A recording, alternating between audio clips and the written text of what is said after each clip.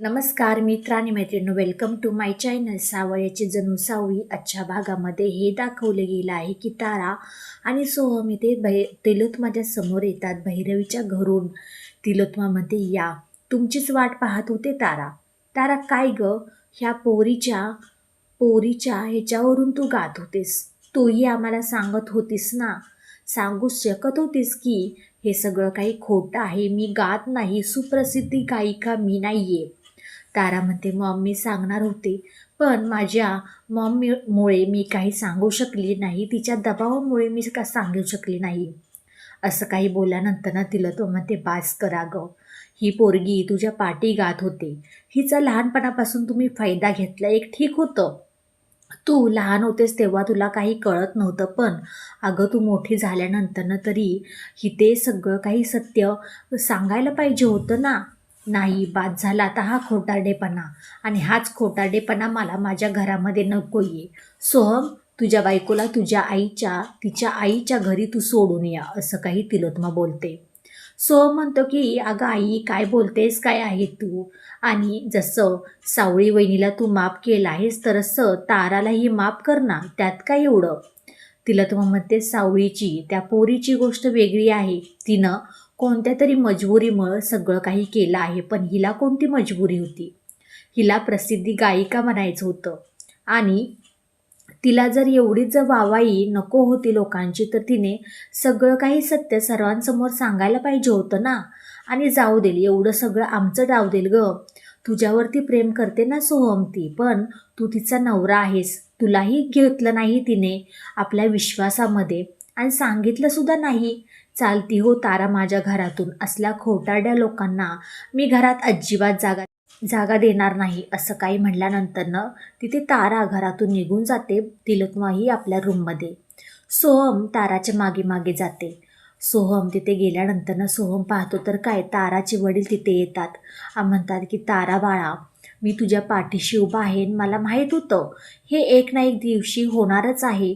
तारा म्हणते, बघा ना बाबा, मला घरातल्याने बाहेर काढलं आहे, चल बेटा, मी तुला कधीही अंतर देणार नाही, चल तू माझ्याबरोबर. असं काही बोलल्यानंतर सोहम खूप वेळा ताराला आवाज देतो. तारा तिथून निघून जाते, आणि इथे तिलोत्माही रूममध्ये असते. बाबा तिथे येतात. अगं तिलोत्मा, एवढी चिडचिड कशाला करते, तिच्या दोघींच्या बरोबर माझीही चूक आहे, मलाही तूच शिक्षा दे ना. तिलोत्मा म्हणते, त्यांच्या दोघींची गोष्ट वेगळी आहे, तुमची गोष्ट वेगळी आहे, त्या पोरीचीही गोष्ट वेगळी आहे, पण ताराने सगळ्यांना सांगणं एक जरुरी होतं ना. हे असलं कसलं केलं आहे तिने, आणि तिला बरोबर शिक्षा मी दिली आहे. खोटारडेपणा करणाऱ्या लोकांना माझ्या घरामध्ये जागा नाही आहे. तो पण सगळं काही झाल्यानंतर दुसऱ्या दिवशीही ते सारंग इथे झोपलेला असतो. सावळी आंघोळ वगैरे करून मस्तपैकी ते सोहमपाशी म्हणजे आपल्या सारंगपाशी येते, आणि ते सारंगपाशी जवळ येऊन झोपते, त्याच्या छातीवरती डोकं ठेवून. आणि सारंग पटकन तिला पकडतो. म्हणजे सावळी बोलते की सारंग सर, एवढ्या दिवसाचं मनामध्ये माझे जे काही ओझं होतं ते आज कुठे हलकं झालं आहे. सारंग म्हणतो, अगं तुझ्या मनामधलं ओझं झालं असेल हलकं, पण माझ्या छातीवरचं ओझं काढ ना कमी. ती म्हणते, ओ सॉरी सॉरी सारंग सर. असं म्हणल्यानंतर सारंग उठून उभा राहतो, आणि म्हणतो की माहिती आहे का सावळी, मी ना लग्नाच्या आधी खूप ट्रेसमध्ये यायचो. ट्रेसमध्ये आल्यानंतर खूप म्हणजे खूप. सावळी म्हणते, सारंग सर, तुम्हाला माझ्या गाण्याचं सत्य कसं काही माहीत पडलं, मला सांगा बरोबर सगळं काही सविस्तरमध्ये. सारंग म्हणतो, तुला माहिती आहे का, त्या दिवशी आपण बाबुळवाडीला गेलो होतो, तेव्हा तू विठुरायाच्या मंदिरामध्ये गात होतीस, तेव्हा कुठे माझ्या समोर हे सगळं काही सत्य आलं.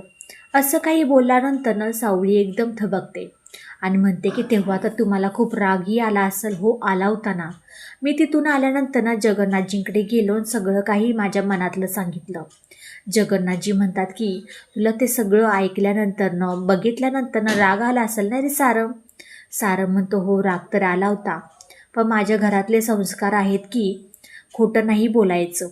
असं काही बोलल्यानंतर सारंग म्हणतो, ह्याच्या पाठचं काय सत्य आहे. जगन्नाथ सगळं काही सत्य सांगतो, आणि म्हणतो की खरंच सावळीने किती आतापर्यंत झेलत आली आहे, किती केलं आहे तिने. आणि म्हणतो की सावळी, तुला माहिती आहे का, मी लग्नाच्या आधी ट्रेसमध्ये होतो ना, तेव्हा तुझीच गाणी ऐकायचो, आणि आता तरी काय गं, तोपर्यंत सावळी म्हणते, मला जी तुम्ही शिक्षा द्याल ना ती मला मंजूर आहे. हो, देणारच आहे मी तुला शिक्षा. रोज संध्याकाळी ना मला अंगाई गाऊन झोपवायचं, हीच तुझी शिक्षा आहे. सावळी म्हणते, हो ठीक आहे, मी गाईन अंगाई. आणि तोपर्यंत इकडे सगळं काही झाल्यानंतर ना आपली तारा तर निघून गेलेली असते तिच्या वडिलांबरोबर. आणि ऐश्वर्याचा काही आतापताच नसतो ह्या घरामध्ये. आणि ती तर काही दिसलीच नाही, कुठे गेली, काय झालं, काय तिचं काय आतापताच लागला नाही. आणि परत इथे सगळं काही झाल्यानंतर ना अमृता तिच्या रूममध्ये असते. सावळीलाही बाळाचे चांगले डोहाळे लागलेले असतात. सावळीच्या मनामध्येही आता कुठेतरी वाटायला लागलेले असतं की आपल्यालाही सारंग सरांनाही आपल्याला एक मूल व्हावं. आणि ती अशी स्वप्न रंगवायला लागलेली असते. तोपर्यंत ते सावळीला संतती योगामध्ये काहीतरी अडचण येणार असते.